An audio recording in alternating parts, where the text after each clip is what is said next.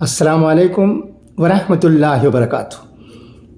امید ہے کہ آپ تمام اللہ کے فضل و کرم سے بخیریت و عافیت ہوں گے۔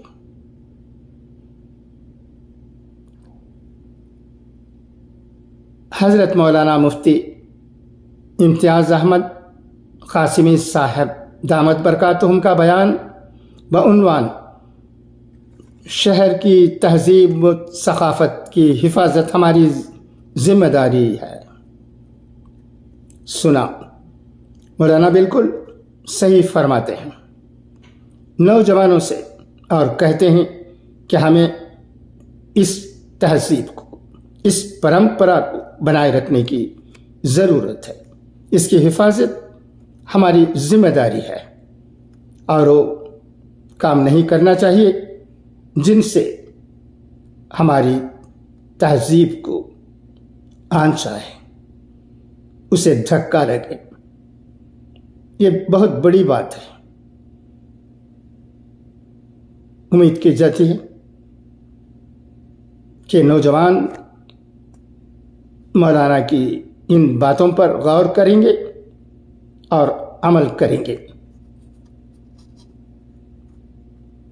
ہمیں تو قرآن و احادیث کی باتوں پر عمل کرنے کی ضرورت ہے۔ علماء کرام آمبور کے لوگوں کو، خاص کر نوجوانوں کو، اچھی باتیں کہتے ہیں اور انہیں راہ راست پر لانے کی ہر ممکن کوشش کرتے ہیں۔ یہ بڑی مسرت کی بات ہے۔ علاوہ ازیں ایک اور نئی جماعت بھی، علماء کی ایک مجلس بنی ہے، اس کے ذریعے بھی انشاءاللہ العزیز آمبور میں اصلاح کے کام ہوں گے، اور لوگوں کو، خاص کر نوجوانوں کو، گمراہی سے بچا کر اچھے راستے پر لے آئیں گے۔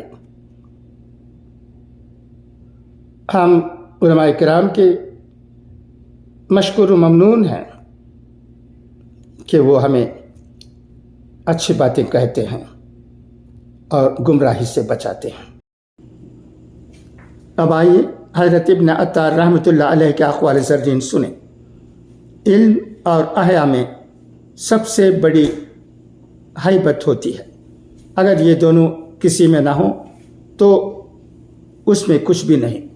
بہترین عمل وہ ہے جو کر اور کہہ گئے ہیں، جو کر نہیں گئے مت کرو، اور جو کہہ نہیں گئے مت کہو۔